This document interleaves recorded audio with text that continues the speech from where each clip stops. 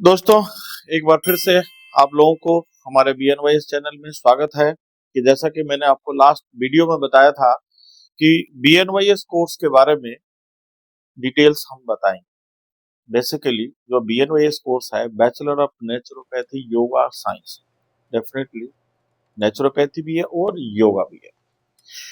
ये course initiate कैसे हुआ, किस कैसे ये पूरा पूरा 4.5 साल का कोर्स में आया, थोड़ा सा ब्रीफ दूंगा, हालांकि उसका जानकारी रखना जरूरी है। तो पहले एक योगा, चूंकि आपका ये नहीं कह सकते कि भारत में आज लॉन्च हुआ है। योगा हमारा प्राचीन है, एंशिएंट है, जिनके गुरु हम भगवान शिव को योगा का गुरु मानते हैं। जो शुरू से ही सारा जो जानकारी रखने वाले सबको पता होगा कि योग की सारी सिस्टम ही वहीं से रेगुलेट होके भारतवर्ष में आगे तक आया और पूरा विश्व में फैला। अब सवाल है कि योगा के साथ नेचुरोपैथी भी वो किया गया।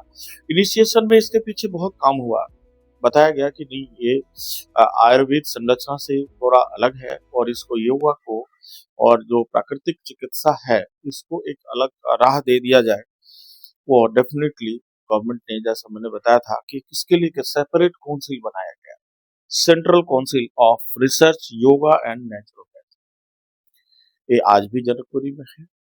इनको पावर दिया गया कि जिस तरह से आयुष काउंसिल है, ऐसे ही आप स्टेट में अपना ब्रांच बनाइए और स्टेट में ब्रांच बनाइए और उसी तरह से आगे का जो संरचना है वो ऐसे ही स्टेबल होना चाहिए। बेसिकली कुछ काम भी हुआ, हर स्टेट में इसका इनिशिएशन के लिए सब कुछ किया गया और सर्टिफिकेशंस के लिए भी गाइडलाइंस है जो अभी मैं बता रहा हूँ। तो स्टेट में दिया गया, कुछ स्टेट ने इसको अवेल किया। जैसे मान लीजिए राजस्थान में काउंसिल बन गया, छत्तीसगढ़ में भी काउंसिल, पहले इस तरह से कुछ कुछ स्टेट ने इसे नेचुरोपैथी सेपरेट काउंसिल बनाया और वहां कार्य भी चला। और डेफिनेटली अगर काउंसिल बना है तो कॉलेजेज में कोर्सेज भी चालू होगा, तो डेफिनेटली चालू हुआ। कुछ साउथ में भी कुछ स्टेट में कुछ उसमें हुआ। तो वो सारे चीजें उसमें कैटेगरीज बनाई गई, ABCD, इस तरह से कैटेगरीज बनाई गई कि 1 ईयर सर्टिफिकेशन या 2 ईयर सर्टिफिकेशन, 3 ईयर सर्टिफिकेशन, ऐसा कोर्स बनाया गया कि जिस हिसाब से है आप उसी हिसाब से आपको सर्टिफिकेशन दी जाएगी और उसके टर्म कंडीशन के हिसाब से ही स्टेट को एबल करना पड़ेगा और स्टेट को भी कोर्सेज चलानी पड़ेगी। रजिस्ट्रेशन, जिस सर्टिफिकेशन जो है वो CCRYN करेगी, उसी से एप्लीकेशन लेना पड़ेगा। अब CCRYN अपनी शुरुआती तो कर दिया, कुछ यूनिवर्सिटीज को भी इन्होंने पावर दिया कि you can start your BNYS और नेचुरोपैथी योगा कोर्स।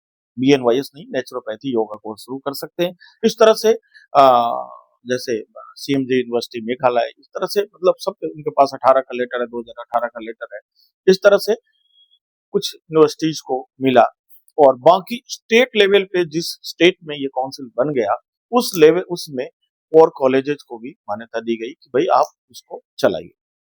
चला भी और आगे भी बढ़ा, लेकिन कुछ हद तक वो बातें वही रह गया, हासप रह गया।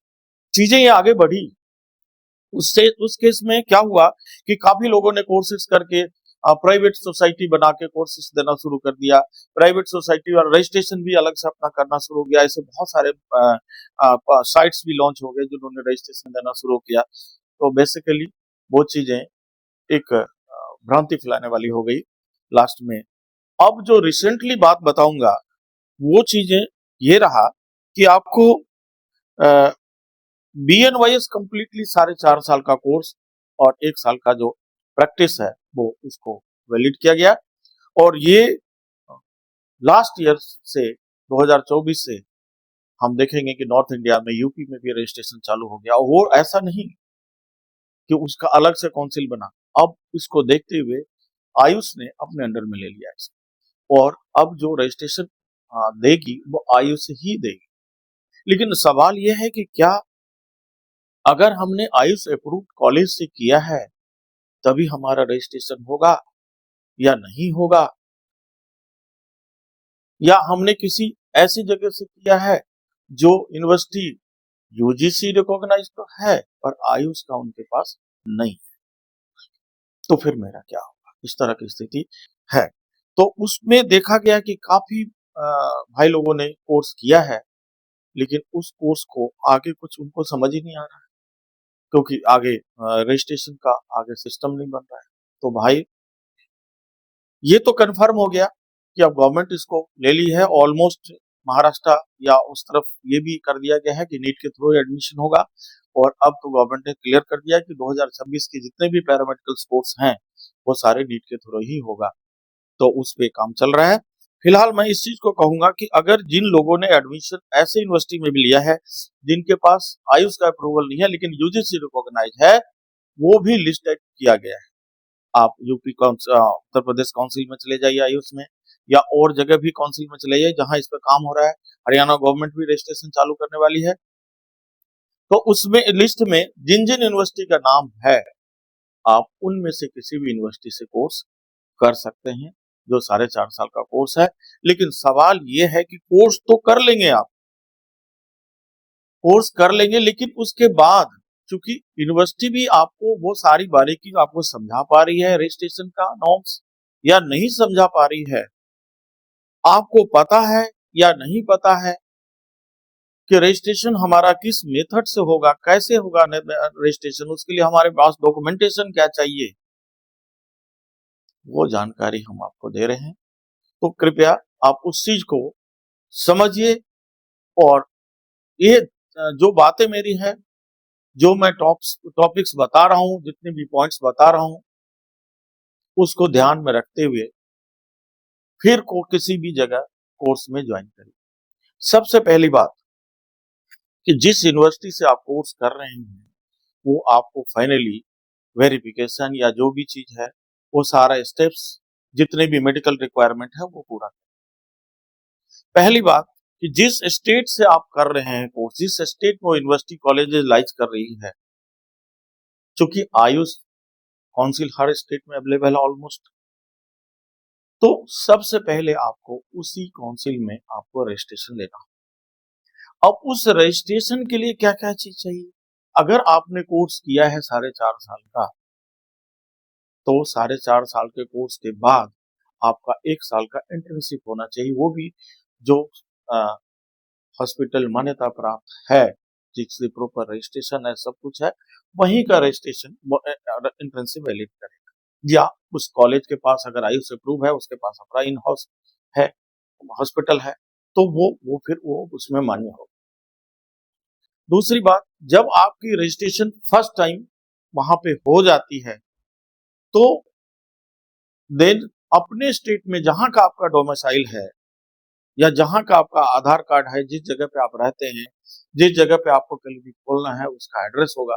फिर वहां से आपको एनओसी लेके फिर अपने काउंसिल में आना है, जहां जिस स्टेट में आप लाइज कर, वहां पे रजिस्ट्रेशन होगा। उस एनओसी के बाद फिर नया सारी प्रक्रिया फिर से की जाएगी। उस जगह का आपके पास डोमिसाइल होना चाहिए, उस जगह की आपका आधार कार्ड होना चाहिए, उसमें आप जहां आप रहते हैं उसका बकायदा आप बासिंदा होना चाहिए, जो भी गवर्नमेंट की प्रक्रिया है।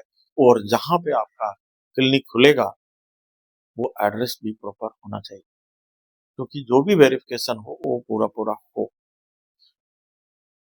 जब आप अप्लाई करते हैं तो उसके बाद सारी ओरिजिनल डॉक्यूमेंट्स आपकी चेक होती है काउंसिल में।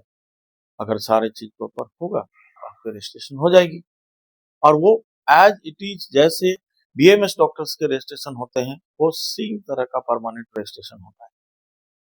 लेकिन इतनी चीजों के लिए आपको गाइड करेगा कौन? तो किसी भी तरह का ऐसा एडवाइस की जरूरत होगा तो फ्री ऑफ कॉस्ट आप मुझे फोन कर सकते हैं, जो मेरे स्क्रीन पर नंबर है। मैं आपको उसकी सलाह दूंगा। और कैसे आप करेंगे, जहां से भी आपने कोर्स किया है, वो जो भी डॉक्यूमेंट्स रिक्वायर्स है, लिस्ट ऑफ डॉक्यूमेंट्स, वो भी हम प्रोवाइड करेंगे आपको। और वो प्रोवाइड किया हुआ डॉक्यूमेंट्स आप उस यूनिवर्सिटी से, कॉलेज से आप अवेलेबल कराइए, और फिर गाइडलाइंस लीजिए, आप रजिस्ट्रेशन कराइए प्रॉपर, क्योंकि गवर्नमेंट ने आपको चांसेस दे दिया है। ऑलमोस्ट सारे स्टेट में रजिस्ट्रेशन शुरू होने वाला है, कई जगह स्टार्ट भी हो गया है। तो ये रहेगा कि आपके पास डॉक्यूमेंट्स पूरे रहेंगे तो आप कभी भी उसका रजिस्ट्रेशन करा सकते हैं। धन्यवाद। मैं छोटी सी जानकारी आपको रजिस्ट्रेशन से संबंधित किया है। किसी भ्रामिक में मत जाइए, किसी भी प्राइवेट वेबसाइट पर मत जाइए रजिस्ट्रेशन कराने के लिए, किसी के सर्टिफिकेट्स को मत अवेल कराइए क्योंकि वो सब फर्जी है। सिर्फ आपको स्टेट गवर्नमेंट की जो आयुष काउंसिल है वही रजिस्ट्रेशन होगा और वही वैलिड है, इसके सिवा कोई वैलिड नहीं। धन्यवाद।